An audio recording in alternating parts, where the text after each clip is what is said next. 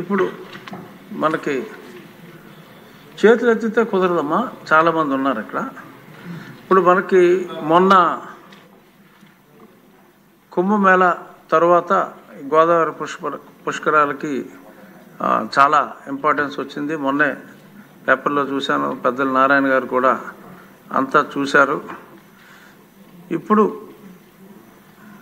ఎలాగ అంత గొప్పగా ఏర్పాట్లు చేయబోతున్నారో అందరికీ అర్థమైంది. ఇప్పుడు మాట్లాడబోయే సభ్యులకి నా విజ్ఞప్తి ఏంటంటే,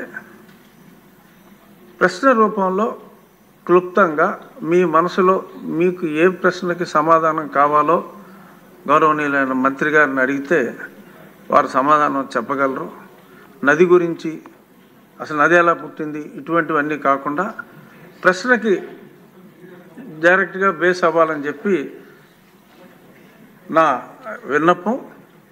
ఇప్పుడు ముందుగా ఆదిరెడ్డి శ్రీనివాస్ గారు. గోదావరి పుష్కరాలపై గౌరవ మంత్రి గారి సమాధానానికి ధన్యవాదాలు తెలియజేస్తున్నారు అధ్యక్ష. 2027లో జరుగుతున్న గోదావరి పుష్కరాలకు సుమారు అంటే దాదాపు 2 ఏళ్ల సమయం ఉంది అధ్యక్ష. ఇక టైం ఉంది కదా అని మనం జాప్యం చేయకుండా ఒక మంచి సమయం ఉంది.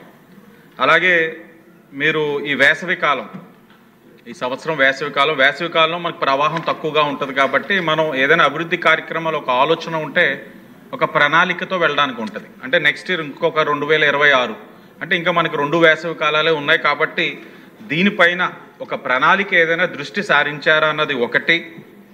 అలాగే 6-7 నెలల ముందు కాకుండా ముందుగానే పనులు ప్రచారం చేయడం కారణంగా దేశవ్యాప్తంగా ఈ యొక్క భక్తులు కానీ యాత్రికులు కానీ ఈ పుష్కరాలపైన అవగాహన సహకారం లభిస్తుంది అన్నది నా తాలూకు ఆలోచన అధ్యక్ష. అలాగే ఇక్కడ జరిగే పనులు కూడా శాశ్వత నిర్మాణాలు అధికంగా ఉన్నాయా లేదా అన్నది కూడా చెప్పాల్సిన అవసరం ఉంది. ఎందుకంటే 2015 పుష్కరాలు ఆనాడు చూసినట్లుంటే అధ్యక్ష, నా నియోజకవర్గంలోనే కోట్లింగాల రేవ్ ఘాట్ సుమారు 1.2 కిలోమీటర్స్ పొడుగైన ఘాట్ అధ్యక్ష, అది రికార్డ్. ఈరోజు కూడా ఆ ఘాట్ మనకి యాత్రికులకి భక్తులకి పవిత్ర స్నానాలు చేయడానికి ఉపయోగపడతా ఉంది అధ్యక్ష.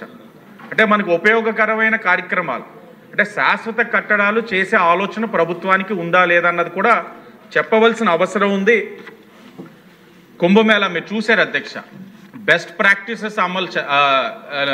ప్రాక్టీసెస్ తీసుకున్నారు, టెక్నాలజీని ఇన్కార్పొరేట్ చేసుకున్నారు, చాలా సమర్థవంతంగా నిర్వహించారు. ప్రభుత్వం నుంచి టీం వెళ్ళున్నారు, మనవారు కూడా మీరు వెళ్ళారు, స్నానం ఆచరించారు, మంచి స్టేట్మెంట్ కూడా ఇచ్చారు. అక్కడ లోకేష్ గారు వెళ్ళారు, అందరూ వెళ్ళారు. మీరు చూశారు ఏం జరిగిందో, ఎలా ఉందో, ట్రాఫిక్ కంజెషన్ ఎలా ఉందో, వారు అంచనాకి మించి ఎన్ని కోట్లు వచ్చున్నదో.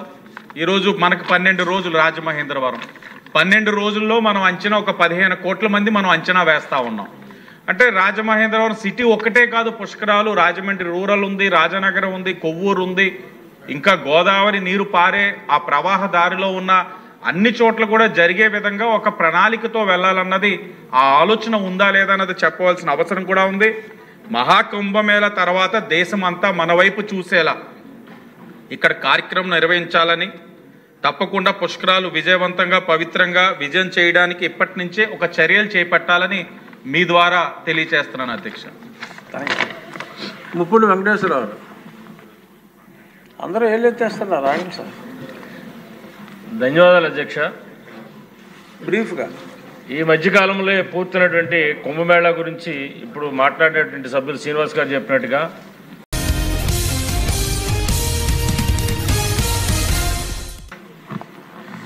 ఇప్పుడు మనకి చేతులు ఎత్తితే కుదరదమ్మా, చాలామంది ఉన్నారు ఇక్కడ.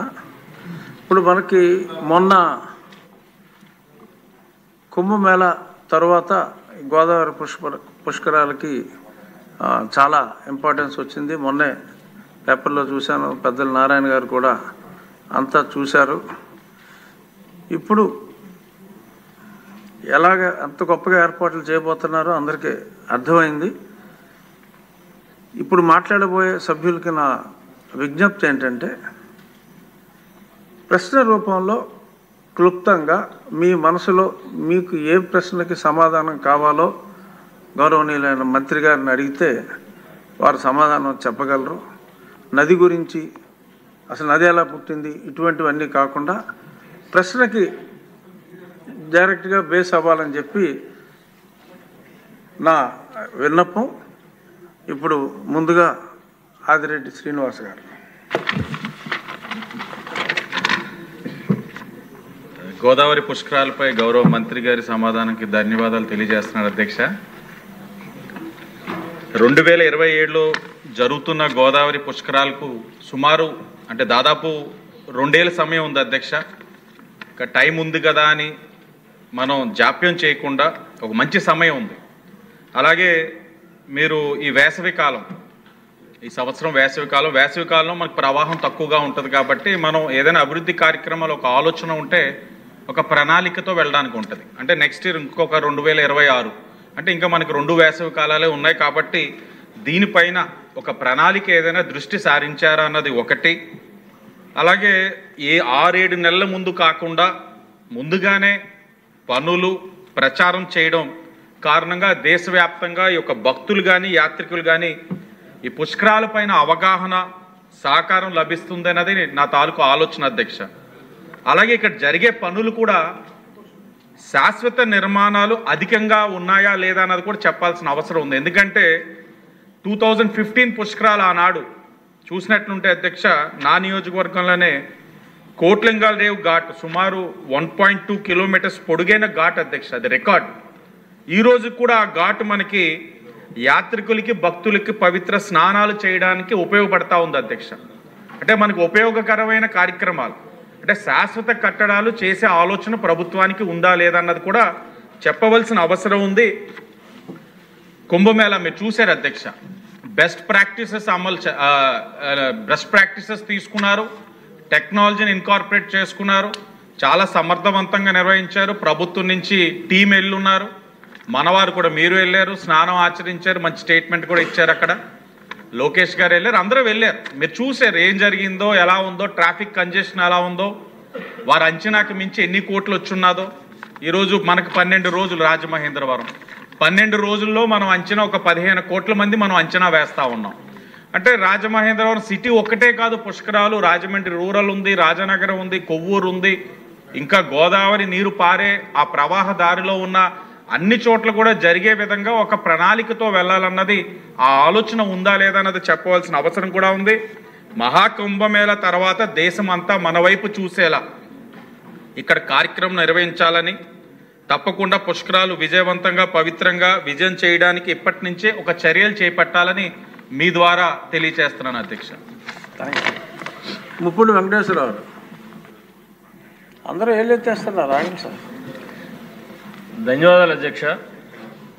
బ్రీఫ్గా ఈ మధ్యకాలంలో పూర్తయినటువంటి కుంభమేళా గురించి ఇప్పుడు మాట్లాడినటువంటి సభ్యులు శ్రీనివాస్ గారు చెప్పినట్టుగా